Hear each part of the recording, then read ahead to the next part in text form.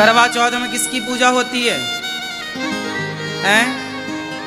पति की। साल में एक दिन पूजता है बेचारा, और 364 दिन क्या होता है? हैं? हाँ, पिटता है। हाँ, एक दिन पूजता है, बाकी दिन कुटता है। चलो अच्छा है, चलो एक दिन के लिए सही।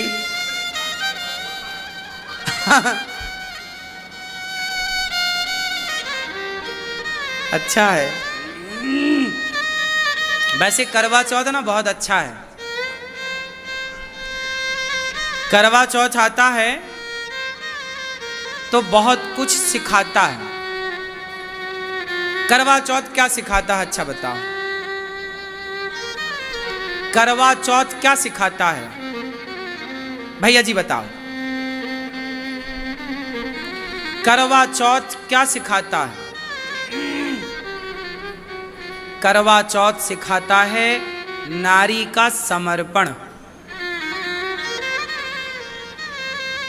स्त्री और सन्यासी। हमारे देश में एक परंपरा है, सन्यास परंपरा। सन्यास, जब कोई व्यक्ति सन्यास लेता है तो वो सन्यासी अपनी माँ, अपना पिता, अपना परिवार, अपना नाम, अपना गोत्र त्यागता है। तब जाके वो क्या बनता है? सन्यासी। और जो त्याग सन्यासी करता है वही त्याग एक स्त्री भी करती है। स्त्री भी अपनी माँ, अपना पिता, अपना परिवार, अपना भाई बहन, आंगन, अपना नाम, अपना गोत्र, माथा उसका होता है पर मांग पति के नाम की होती है। हाथ उसके होते हैं, मेहंदी पति के नाम की होती है। पेट उसका होता है, बच्चा पति के नाम का होता है। गला उसका होता है, मंगलसूत्र पति के नाम का होता है। नारी का श्रृंगार पति के लिए होता है। नारी पति के साथ महलों में भी रहती है और पति के साथ घास की कुटिया में भी रहती है। नारी ये नहीं देखती कि मेरे पति के पास धन कितना है। नारी बस अपने पति का प्रेम चाहती है, और प्रेम है तो पेड़ की छांव में, घास की कुटिया में भी जीवन बहुत प्रसन्नता से गुजारा जा सकता है। और प्रेम नहीं है, पैसा है, तो महलों में भी वो महल काटने को दौड़ते हैं जहाँ प्रेम ना हो। रिश्तों में समर्पण चाहिए, प्रेम चाहिए, तब रिश्ते बेहतर होते हैं। और समर्पण की प्रतिमूर्ति कौन है? आज हम आपसे कहें कि समर्पण की चलती फिरती मूर्ति का नाम बताओ, तो पत्नी है। जितना समर्पण एक स्त्री करती है, सोचिए कौन है जो अपना गोत्र छोड़ दे, अपनी जात छोड़ दे, अपना नाम छोड़ दे। इस सारे रिश्ते, सारे संबंधों में केवल पत्नी का संबंध ऐसा है जो नाम गोत्र छोड़कर आपके नाम गोत्र से जानी जाती है। इतने सारे रिश्तेदार हैं आपके, लेकिन उन सारे रिश्तेदारों में एक रिश्ता है पत्नी का, जो आपके लिए है, सिर्फ आपके लिए। इसलिए हर पुरुष को अपनी स्त्री का, अपनी नारी का सम्मान करना चाहिए। करवा चौथ में आपने बहुत कुछ देखा होगा। बेचारी दिन भर व्रत रखती है पति की लंबी आयु के लिए। मैं जल्दी मर जाऊं, मेरे पति की आयु। भारत की स्त्री चाहती है कि मेरी उम्र से ज़्यादा उम्र मेरे पति की हो, मैं जब मरूं तो सुहागन मरूं। ये भारत की स्त्री वरदान मांगती है। एक भारत की स्त्री ही अपने से अधिक आयु पति की चाहती है, और पति की लंबी आयु के लिए वो नाना प्रकार के व्रत करती है। और उन्हीं व्रतों में एक व्रत होता है करवा चौथ का। करवा चौथ के दिन वो चलनी उठाती है, और चलनी का जो पीछे का हिस्सा है वो पति की ओर होता है, चलनी का जो आगे का हिस्सा है वो पत्नी की ओर होता है। आगे का हिस्सा मतलब चलनी का ऊपरी हिस्सा, जिस हिस्से में आप आटा चालती हो ना तो कचरा बच जाता है, ऊपर के हिस्से में कचरा रह जाता है, नीचे के हिस्से से सारा आटा निकल जाता है। तो जिस हिस्से पे चलनी कचरा बचा के रखती है वो हिस्सा नारी अपनी ओर करती है, चलनी उस हिस्से का मुंह अपनी ओर होता है। मानो नारी ये कहती है कि हमारे और आपके रिश्ते में कोई आँच आई, कोई संकट आया, कोई दुख आया तो वो सारा दुख दर्द पीड़ा मेरी तरफ आ जाए, आपकी तरफ केवल सुख चैन आनंद जाए। जैसे साफ आटा को वो नीचे गिरा देती है और कचरा को अपनी ओर अपनी भीतर बचा लेती है, चलनी का यही तो स्वभाव है। उसी तरह नारी कहती है कि मेरे पति पर आने वाला कोई भी संकट, हे विधाता वो मेरी तरफ आ जाए, मेरे पति की तरफ कोई आँच ना आए, कोई संकट ना आए। ये चलनी का आशय है, इसलिए नारियां चलनी से अपने पति का मुंह देखती हैं। चलनी का अर्थ है कि मैं आपके जीवन में आने वाले संकट को पहले मैं लूंगी, फिर बचा हुआ आखिरी में, छना हुआ आपकी तरफ, और संकट मेरी ओर, दुख मेरी ओर, सुख आपकी ओर। उसमें एक दीपक भी रखती है चलनी में। दीपक रखने का आशय है कि स्वामी, एक पत्नी कहती है अपने पति से, हे प्राणनाथ, मैं अपना सब कुछ तज कर आई और आपने भी हर समय मेरा साथ दिया। हे प्राण प्रिय, जैसे ये दीपक का प्रकाश चारों ओर फैल रहा है, नारी चाहती है कि मेरे पति की कीर्ति का, यश का प्रकाश भी इस दीपक की तरह चारों ओर फैले। और याद रखिएगा, जब वो चलनी पर दीपक रखती है तो दीपक के तले जो अंधेरा होता है वो पत्नी की ओर होता है, और चलनी से छन करके प्रकाश नारी की तरफ जाता है। भाई दीपक जब रखेंगे चलनी पर तो उस पर अंधेरा तो पत्नी की तरफ आ गया ना, दीपक के तले अंधेरा। तो नारी कहती है कि यदि कुछ अंधकार है जीवन में, कुछ दुख का साया है, तो वो मेरी तरफ रह जाए और ये प्रकाश आपकी तरफ, सुख आपकी तरफ, आनंद आपकी तरफ पहुंचे। जैसे दीपक में दो चीजें होती हैं, मूलतः होती तो दीपक सहित चार चीजें होती हैं। पहला तो होता है दिया, दूसरा होती है बाती, तीसरा होता है तेल, और चौथी होती है अग्नि, आग जो जल रही है, जो ज्योति है।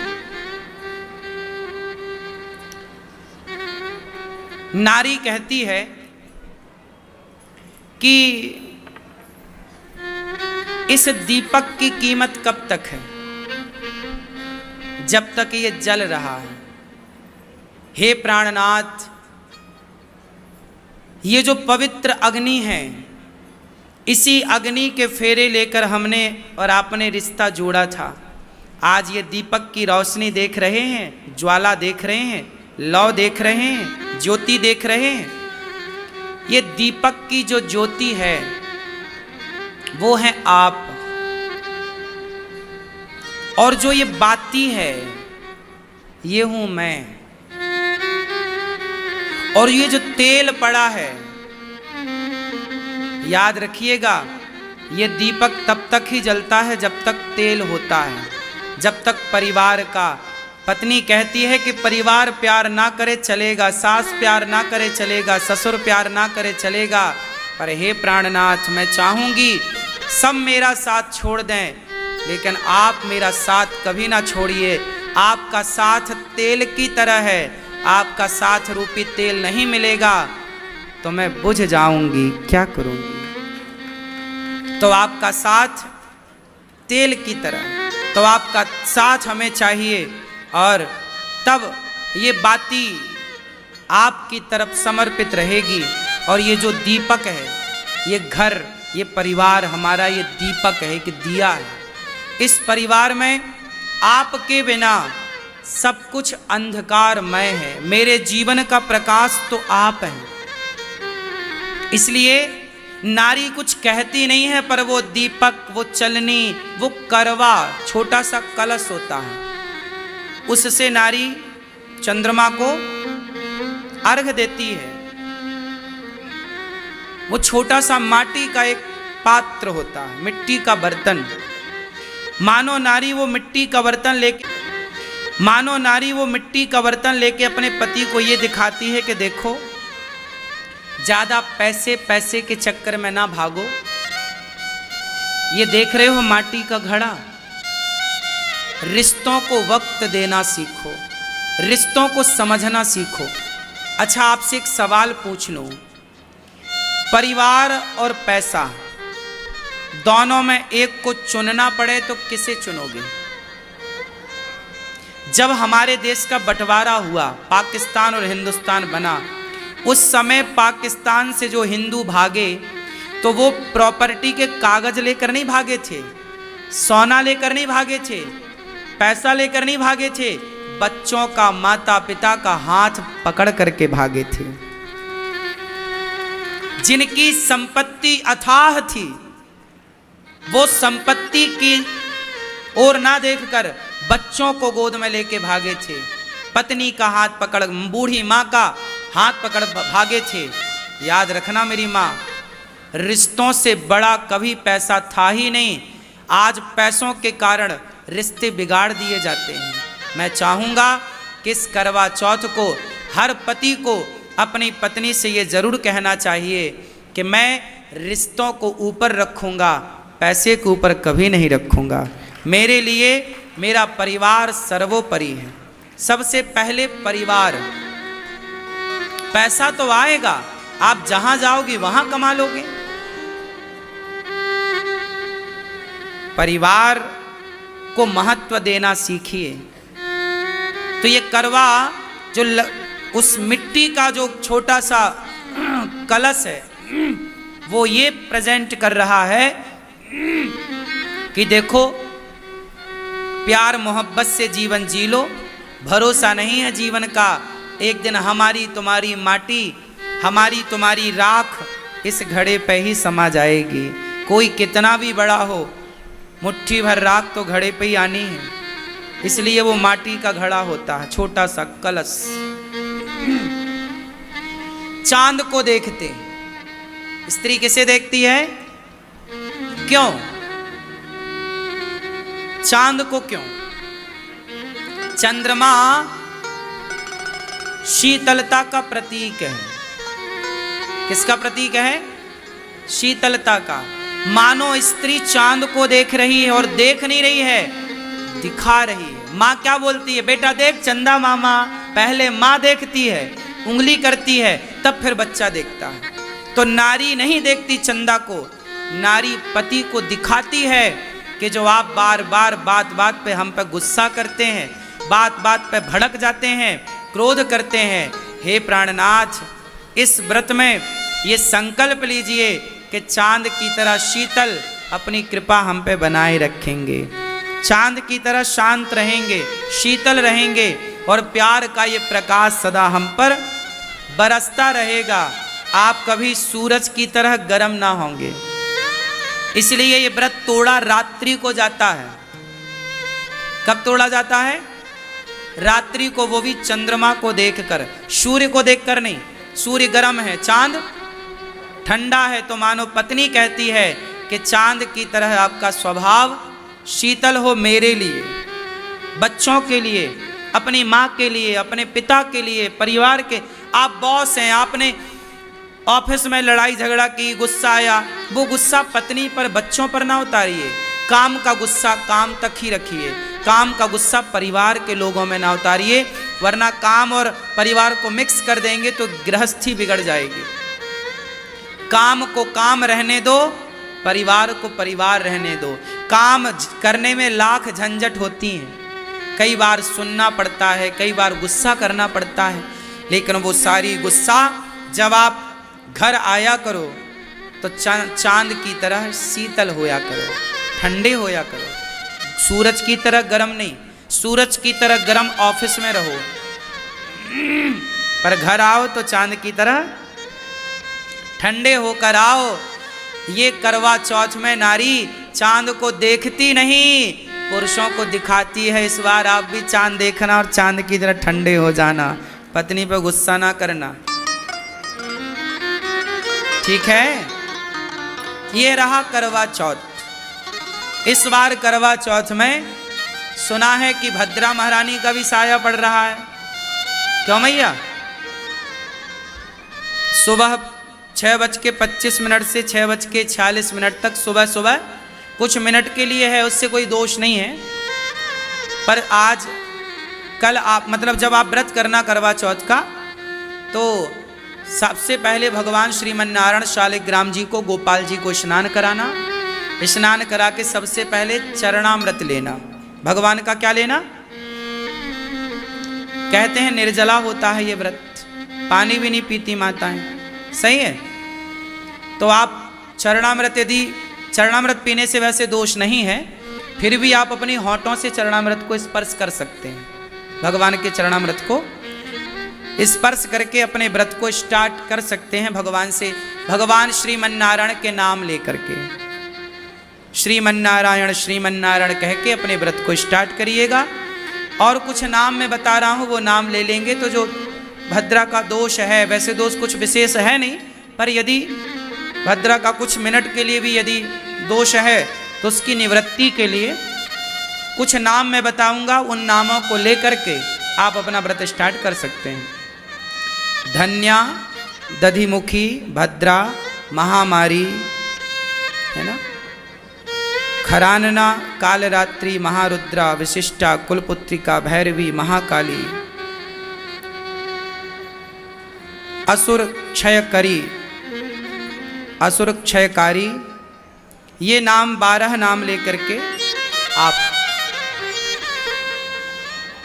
व्रत को स्टार्ट करें। कहते हैं कि पति पत्नी दोनों कच्चे दूध में थोड़ी सी हल्दी मिलाकर, भगवान शिव का कहीं मंदिर हो आसपास तो दोनों जन पकड़ करके लोटा और कच्चा दूध में हल्दी मिला करके दोनों शिव जी को दूध का अभिषेक करके हल्दी वाले दूध से, और फिर आप व्रत को स्टार्ट करेंगे तो आपकी गृहस्थी बहुत अच्छी होगी। और पुरुषों के लिए बताऊं, इस करवा चौथ में, इस करवा चौथ में आप अपनी पत्नी को गिफ्ट में क्या देंगे? क्या देने का सोचा है? क्यों? प्रेम? सस्ते इस बार पत्नी को कुछ चांदी का दीजिए। सोने का देने का सोचे हैं वो अलग विषय दे सकते हैं, पर थोड़ा सा चांदी, थोड़ी सी ही सही, पत्नी को चांदी का कुछ भी दीजिएगा, भले पाँव में पहनने का वो दे दीजिएगा, चाहे चांदी की एक अंगूठी ही दे दीजिएगा, चांदी दीजिएगा, ताकि इस करवा चौथ से पतियों की फिर चांदी ही चांदी होगी। पतियों की क्या होगी? चांदी चांदी हो। तो कुछ चांदी का आप पत्नी को गिफ्ट कर सकते हैं। सोने का करें जो आपकी श्रद्धा, हीरे का करें वो आपका है, वो तो करेंगे ही आप, पर साथ में कुछ चांदी जरूर ऐड कर लीजिएगा। तो आप पत्नी को कुछ चांदी का गिफ्ट दें तो आपके घर में सदा चांदी ही। अरे हमारी जो पत्नी है, पत्नी ही तो लक्ष्मी है, वो खुश तो लक्ष्मी माता खुश, और वो दुखी तो फिर आप दुखी। इसलिए पत्नी से पंगा लेने का नहीं, पत्नियों से बिल्कुल पंगा लेने का नहीं, पत्नियों को समझाने का नहीं, जो पत्नी कहती है वो करने का। हाँ, पत्नी की मान लेना अच्छा है